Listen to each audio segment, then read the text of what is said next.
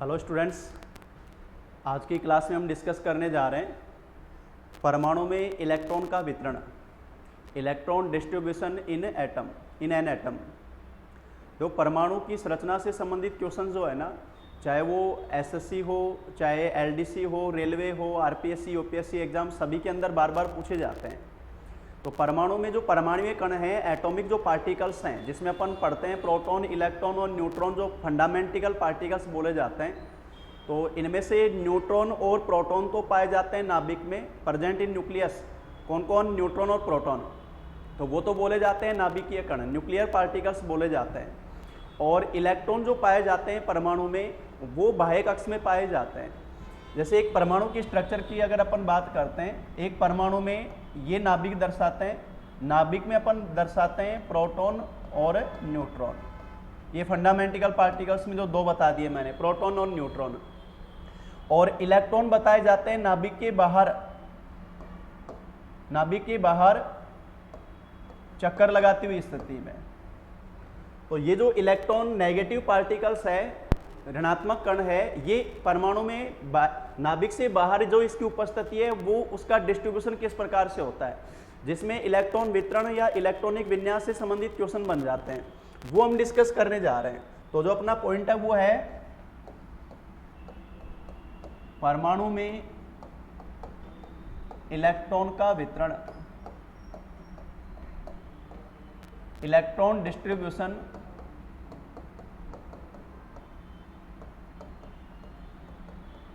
In an atom.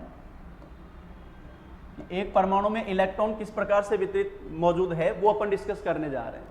परमाणु में electron वितरण की अगर बात करें, किसी भी परमाणु में मैंने बताया अभी, नाभिकीय कण तो हो गए, नाभिक में प्रोटॉन न्यूट्रॉन है, इसके बाहर जो इलेक्ट्रॉन पाए जाते हैं। यहां सबसे पहले मैं बता रहा हूं कि परमाणु में नाभिक की चारों ओर अलग अलग ऊर्जा स्तर मौजूद हैं। ये जो मैं राउंड दिखा रहा हूं, ये ऊर्जा स्तर बोले जाते हैं, और इन ऊर्जा स्तर को नाम दिया जाता है कोश।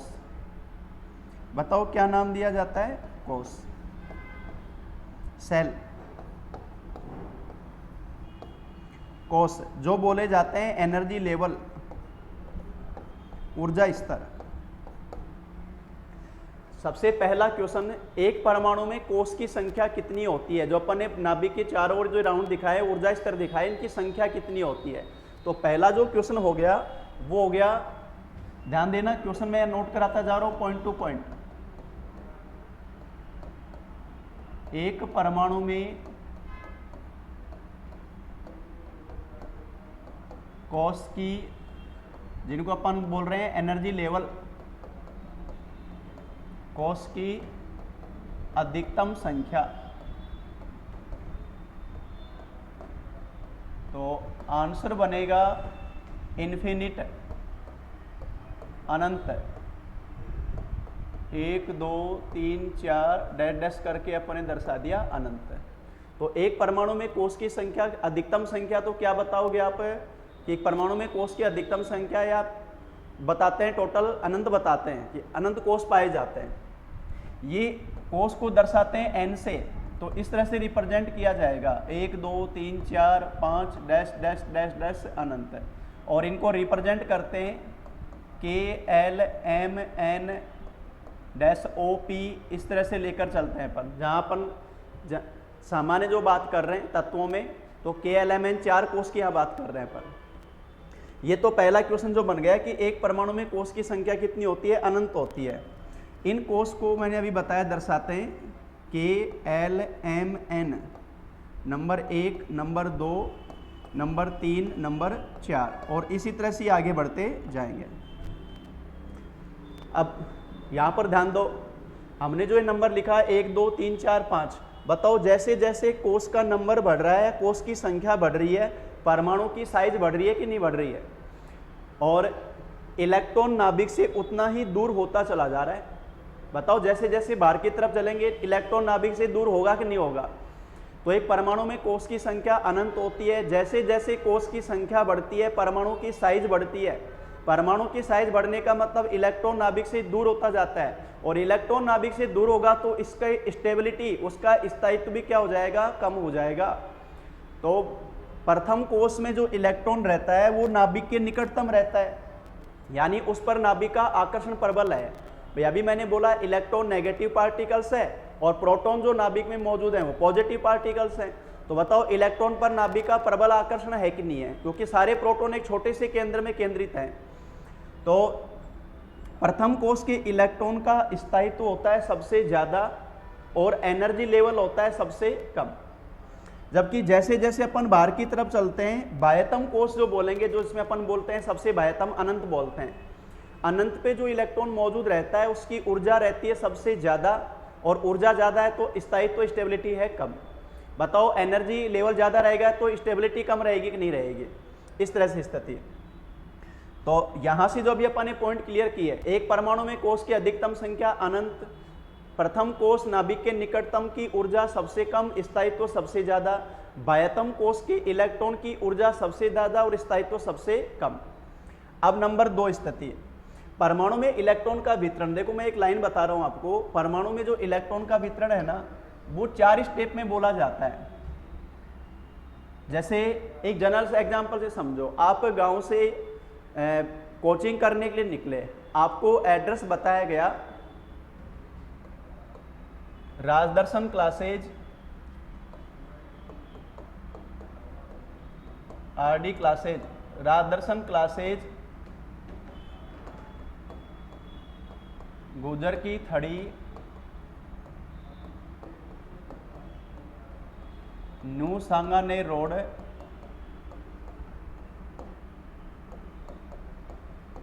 जयपुर।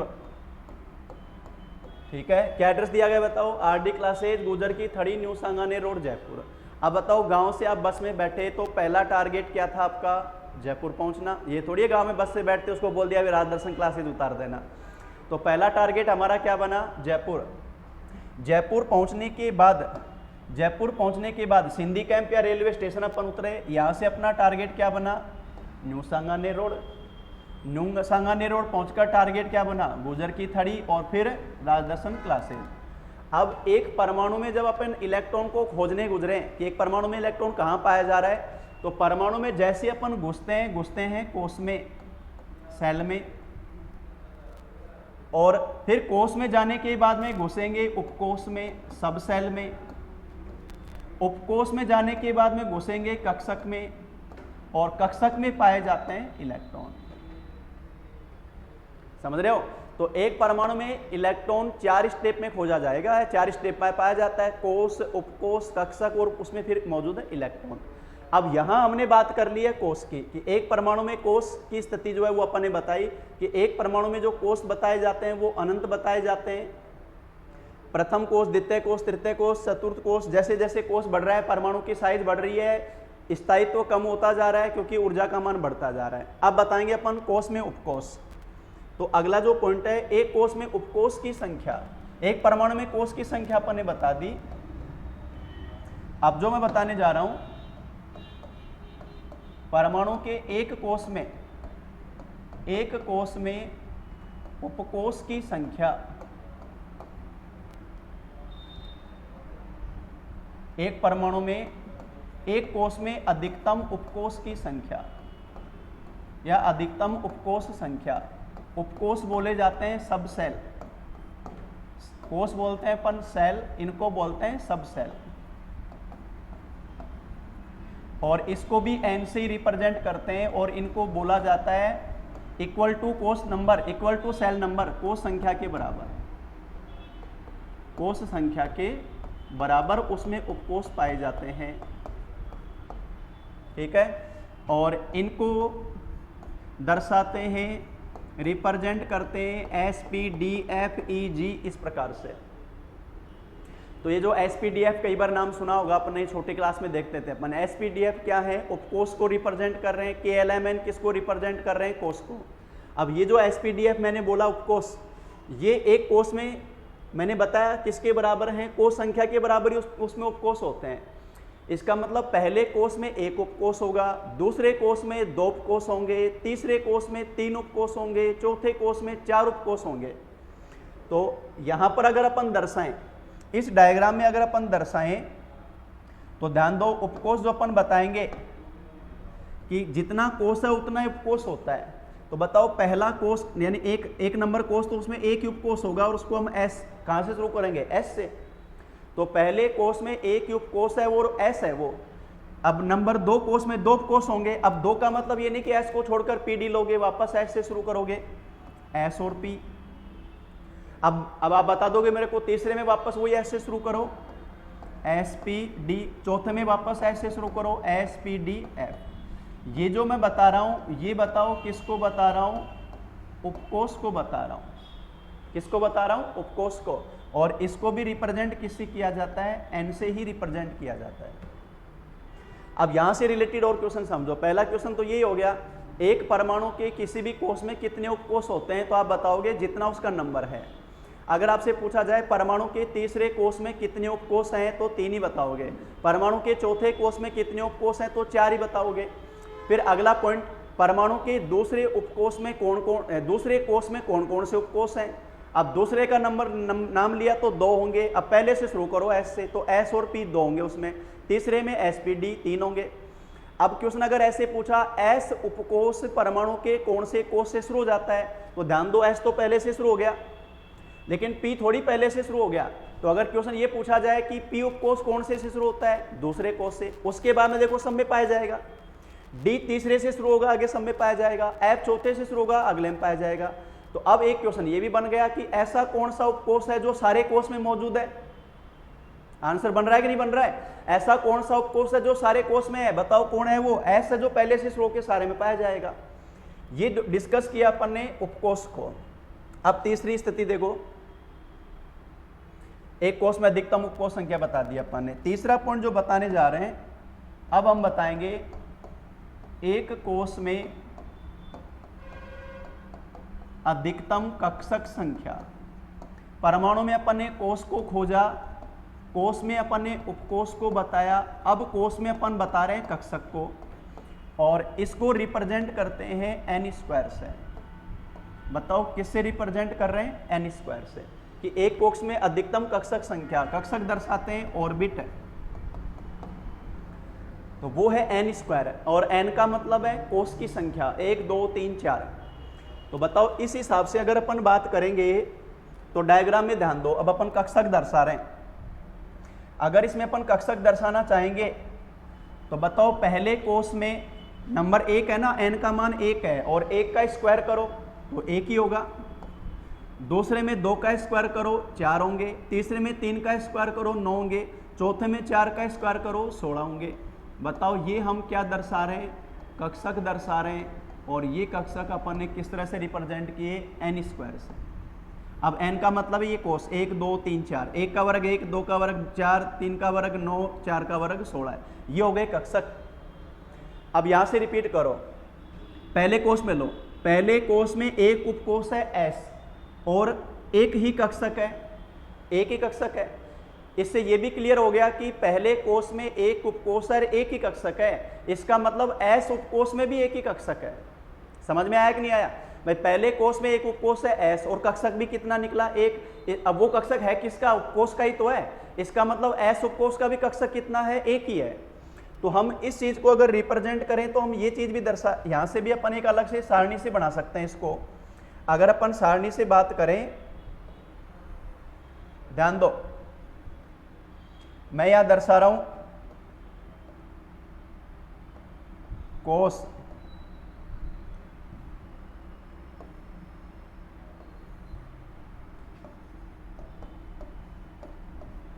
उसके बाद में उपकोष, उसके बाद में कक्षक, और फिर बात करेंगे अपन इलेक्ट्रॉन। इसको मैं सारणी से भी बता दूंगा साथ के साथ में। अब पहले से आ जाओ, सबसे पहले बताओ, पहले कोष को अपन ने दर्शाया था के से, पहले नंबर वाला। उसमें उपकोष बता रहे हैं अपन, पहला नंबर है तो एक ही होगा, और वो कौन सा है, एस है, और उसमें कक्षक भी एक है। ठीक है, कक्षक भी कितना है, एक है। तो पहले कोष में एक उपकोष है जिसका नाम है एस, और एस उपकोष में एक कक्षक है। अब बात आ जाती है इलेक्ट्रॉन की। परमाणु में कोष बताया, कोष में उपकोष बताया, फिर बताया अपन ने कक्षक। अब बात कर रहे हैं अपन इलेक्ट्रॉन की। तो अब क्वेश्चन ये हो गया कि एक कोष में अधिकतम इलेक्ट्रॉन की संख्या कितनी होती है, वो लाइन और लिख देता हूं।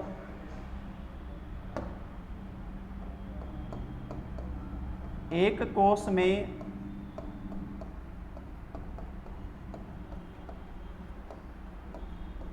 अधिकतम इलेक्ट्रॉन संख्या, और इसको रिप्रेजेंट करते हैं 2 n स्क्वायर से। ध्यान दे लो, कोष n, उपकोष भी n, कक्षक हो गए n स्क्वायर और इलेक्ट्रॉन क्या हो गया 2 n स्क्वायर। तो अब मेरे को बताओ, डायग्राम में देखें, पहले कोष में एक उपकोष s और एक कक्षक 1।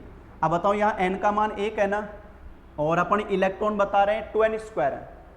तो बताओ 2 गुणा 2 n स्क्वायर, तो 2 गुणा n की जगह 1 लिखेंगे, स्क्वायर, 1 का स्क्वायर 1 हुआ, तो 1 का स्क्वायर 1 तो 1 ही होगा ना, 2 एकम 2। तो बताओ पहले कोष में कितने इलेक्ट्रॉन हुए भाई, 2 इलेक्ट्रॉन हो गए। कितने इलेक्ट्रॉन हो गए, 2। तो पहले कोष में एक उपकोष है, एक कक्षक है, एक कक्षक में 2 इलेक्ट्रॉन है। अब यहां से ये चीज भी क्लियर हो गई कि अगर पर्टिकुलर एक कक्षक की बात करें, एक कक्षक में केवल और केवल कितने इलेक्ट्रॉन होते हैं, 2 होते हैं। फिर नंबर 2 में आ जाओ। अब बताओ n का मान 2 है ना, 2 गुणा 2 का स्क्वायर, तो 2 का स्क्वायर 4 होता है, 4 दूनी कितने हो गए, 8 इलेक्ट्रॉन। तो बताओ दूसरे कोष में अधिकतम इलेक्ट्रॉन कितने होंगे, 8 होंगे। इसका मतलब दूसरे कोष में 2 कोष हैं s और p, कक्षक है उसमें 4 और इलेक्ट्रॉन हो रहे हैं 8, क्योंकि अभी अपन ने बोला एक कक्षक में अधिकतम 2 है, तो 4 कक्षक में अधिकतम 8 होंगे। क्लियर हो गया। नंबर तीसरे में बताओ 3 का 2 गुणा 3 का स्क्वायर, फॉर्मूले से लगाते जाएंगे सीधा, 3 का स्क्वायर 9 दूनी 18 इलेक्ट्रॉन, ये 18 हो गए। और चौथे में 2 गुणा 4 का स्क्वायर, 4 का वर्ग 16 दूनी 32, तो चौथे में कितने हुए भाई, 32 इलेक्ट्रॉन। ये हो गए अधिकतम इलेक्ट्रॉन, अधिकतम इलेक्ट्रॉन जिसको अपन रिप्रेजेंट कर रहे हैं 2 n स्क्वायर से। तो ये तो डायग्राम से जो मैंने बताया। अब इसी लाइन को अपन यहां बात कर रहे हैं, यहां ध्यान दे लो एक बार, जो अपन वहां लिखा उसमें उसको अपन यहां सारणी में देख रहे हैं, साथ के साथ दोनों डिस्कस कर रहे हैं। पहले कोष में एक उपकोष निकला, एक कक्षक में अधिकतम 2 इलेक्ट्रॉन। दूसरे कोष में L में 2 उपकोष हैं, एक तो S और एक P, और कक्षक है 4। दूसरे में S और P 2 उपकोष हैं, कक्षक है 4। अब बताओ ये 4 कक्षक S और P उपकोष में बट रहे हैं, तो अगर अपन इसमें ऐसे पूछ लें कि S का कितना है, P का कितना है, तो आप कैसे बताओगे। अब मुझे पता है कि हमें तो बराबर, हमेशा बराबर का हक मांगने की या बराबर बांटने की आदत पड़ी हुई है कि S और P 2 हैं तो 4 हैं, तो दोनों को 2-2 कर दो भाई, लेकिन ये गणित यहाँ नहीं लगानी है, यहाँ साइंस के अनुसार चलो। बताओ S और P जो 2 उपकोष हैं उसमें 4 कक्षक हैं। इससे पहले वाले कोष में हमने देख लिया कि S उपकोष में एक ही कक्षक है, तो हमें पहले पता चल चुका है कि S का तो एक ही कक्षक होता है। अब S और P में टोटल 4 है, तो एक तो S का है उसमें से, तो इसका मतलब बाकी 3 किसके हैं, P के हैं। 2-2 नहीं करना है अपने को, उसी अकॉर्डिंग अपन आंसर निकालेंगे। तो S और P में कक्षक की स्थिति ये हो गई 1 + 3, तो टोटल 4। इसको मैंने यहाँ डिवाइड करके लिख दिया है। और अब ये बताओ एक कक्षक में 2 इलेक्ट्रॉन होते हैं ना, एक कक्षक में 2 और 3 में हो गए 6, 2 और 6 कितने होंगे, टोटल 8 इलेक्ट्रॉन होंगे। अब इन इलेक्ट्रॉन को मैं भी इलेक्ट्रॉन को भी अलग अलग डिवाइड करके लिख दूं।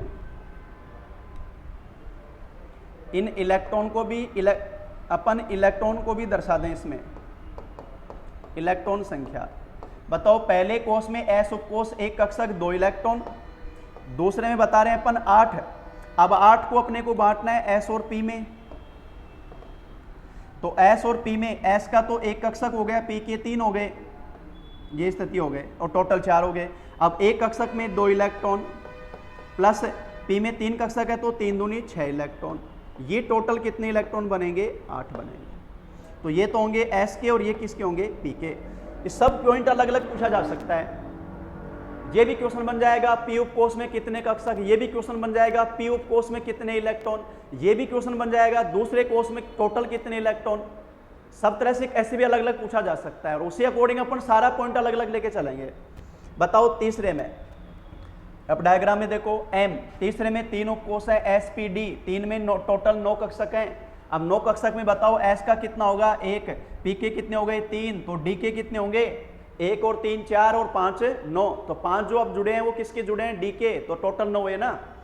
तो अब इनको दर्शाओ तुम, इनको अगर अपन यहां लिखें, तीसरा जो कोष है उस तीसरे कोष में 3 कक्षक हो गए एस पी डी, और सॉरी 3 उपकोष हो गए। अब कक्षक देखो, एक एस का 3 पी के और 5 डी के, और ये टोटल हो गए 9 कक्षक। और 9 कक्षक में अब इलेक्ट्रॉन बांटो, एक में एस, ये तो हो गए एस के हो गए, पी के हो गए, डी के। अब एस के तो हो गए 2 इलेक्ट्रॉन, पी के हो गए 6 इलेक्ट्रॉन, और डी में अभी अपन बोल रहे हैं कितने कक्षक हैं भाई 5 कक्षक है ना, तो 5 एक कक्षक में 2 होते हैं, तो डी के हो गए 10 इलेक्ट्रॉन, और ये बन गए टोटल 18 इलेक्ट्रॉन।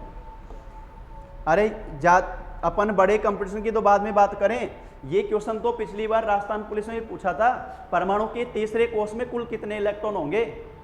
हालांकि उसमें तो सीधा ये पूछा था परमाणु के तीसरे कोष में टोटल कितने इलेक्ट्रॉन होंगे। अब वहां तो सीधा फॉर्मूला लगाना है 2n², जिससे का भी पूछे, दूसरे का तीसरे का। अब तीसरे का पूछा तो 2 गुणा 3 का स्क्वायर कर दिया, टोटल 18 इलेक्ट्रॉन हो गए। 3 का वर्ग 9, 9 दूनी 18 इलेक्ट्रॉन। अब पॉइंट टू पॉइंट कैसे भी पूछो, चाहे अपने तो इसको एक एक पॉइंट लेके चलो ना, सारे कैसे भी पूछो चाहे उसमें। अब देखो नंबर 4, चौथे में आ जाओ, पहले डायग्राम में देखो, चौथे कोष में 4 उपकोष हैं एस पी डी एफ, 16 कक्षक हैं। 16 कक्षक को इनमें 4 में बांटोगे, एस का 1 है, पी के 3 है, डी के 5 हैं, अब बच गए 7, वो हो गए एफ के। 1 और 3 4 5 9 और 7 16 है, तभी तो 16 बनेंगे टोटल। तो इसका मतलब 7 जो नए कक्षक जुड़े वो किसके जुड़े, एफ के जुड़े, और उस हिसाब से इलेक्ट्रॉन दर्शा देंगे। बताओ अब यहां पर अगर हम चौथे कोष की बात कर रहे हैं तो एस पी डी एफ 1 + 3 + 5 + 7, ये हो गए टोटल 16, एस का, पी का, डी का, एफ का। और इलेक्ट्रॉन की बात करें तो 2 6 10 और 14, और ये टोटल इलेक्ट्रॉन हो गए 32, ये एस का, पी का, डी का और ये एफ का। भाई 7 कक्षक हैं तो 7 दूनी 14 इलेक्ट्रॉन ही तो होंगे एफ में। इस तरह से ये पूरा आ गया। तो ये जो अपन ने टेबल बताई है, इस टेबल पे गौर करो, वहां मैंने पूरा डायग्राम में दर्शाया, वही चीज टेबल में आ गई है। बताओ पहला कोष नाभिक के निकटतम, एक उपकोष एस और एक कक्षक, क्योंकि ये दर्शाते हैं अपन एन, ये दर्शाया अपन ने एन, ये हो गया एन, और ये हो गया n², और ये हो गया 2n²। यही तो चीज बता रहे हैं अपन, n का मान 1, अब उपकोष कोष के बराबर है तो एक ही उपकोष हुआ है, कक्षक है n का स्क्वायर तो 1 का स्क्वायर 1 हुआ, इलेक्ट्रॉन 2 गुणा n का स्क्वायर, n का वर्ग किया तो 1 का वर्ग 1 हुआ, 2 गुणा 1 2 इलेक्ट्रॉन हो गए। दूसरे में 2 उपकोष हो गए एस पी, कक्षक बात करें तो n², 2 का वर्ग किया तो 4 हो गए। अब 4 को भी अपन ने s और p 2 कक्षक में बांटा है, तो पहले वाले से पता चल गया कि s का तो 1 ही है, तो बाकी 3 जो हैं 4 में से वो किसके हैं भाई, p के हैं। तो 1 + 3 4 ये हो गए। और इलेक्ट्रॉन बात करें तो s में एक कक्षक में 2 इलेक्ट्रॉन है, p में 3 कक्षक है तो 3 दूनी 6 इलेक्ट्रॉन होंगे, टोटल 8 इलेक्ट्रॉन हो गए। m उपकोष में 3 कक्षक, ये तीनों को अलग अलग बांट दिया, तीनों के इलेक्ट्रॉन। ये n में 4 उपकोष, 4 के 16 कक्षक, sp-df में अलग अलग बांट दिया, और sp-df में अलग अलग इलेक्ट्रॉन भी बता दिए। अब इन कक्षक में इलेक्ट्रॉन को कैसे दर्शाते हैं वो और देख लो आप एक बार, वो और बता रहा हूं मैं आपको। मैंने बोला था एक कक्षक में अधिकतम इलेक्ट्रॉन संख्या होती है 2। एक कक्षक में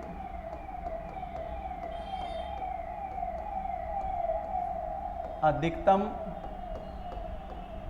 इलेक्ट्रॉन संख्या होती है 2 इलेक्ट्रॉन होते हैं, और इसको इस तरह से रिप्रेजेंट करते हैं। ये लो जी, ये कक्षक में 2 इलेक्ट्रॉन है, एक कक्षक में 2 इलेक्ट्रॉन पाए जाते हैं।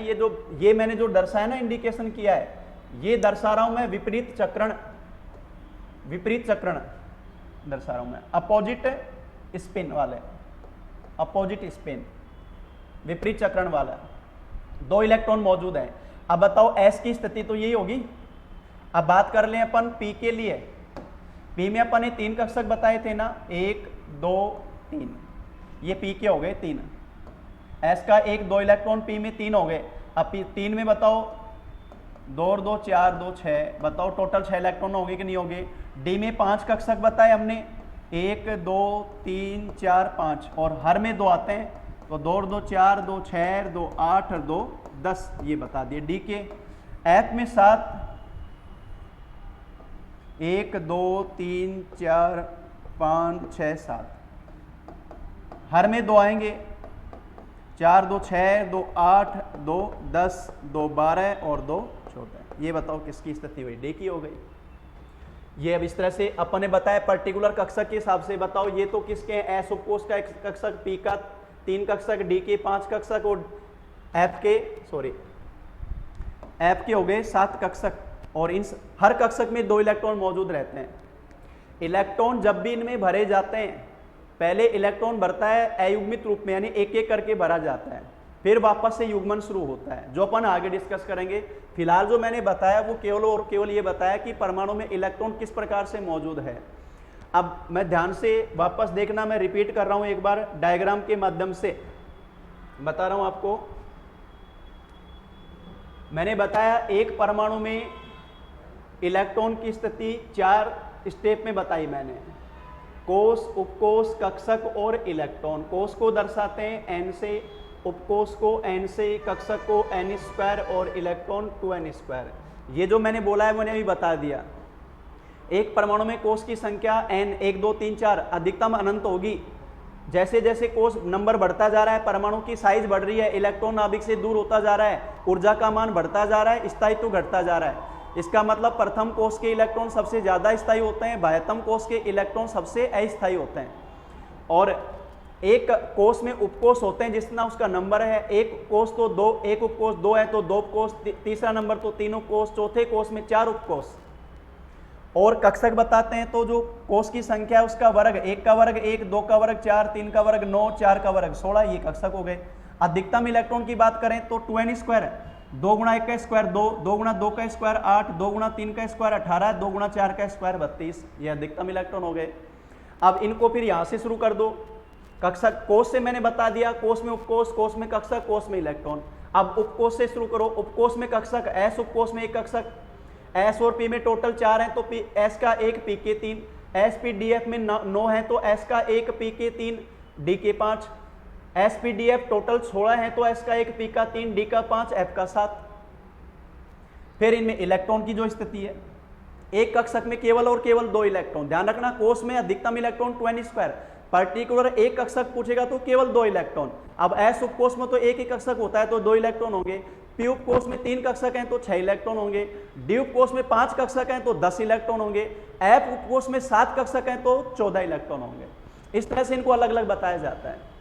ठीक है भाई। इसके बाद में जो इलेक्ट्रॉन कॉन्फ़िगरेशन जो पढ़ते हैं अपन तत्वों में, एलिमेंट में, जैसे परमाणु क्रमांक दे दिया जाता है कि आयरन 26 का आयरन का परमाणु क्रमांक 26 है तो इसके इलेक्ट्रॉन को दर्शाओ। ये डिस्कस करेंगे अपन आगे। Thank you.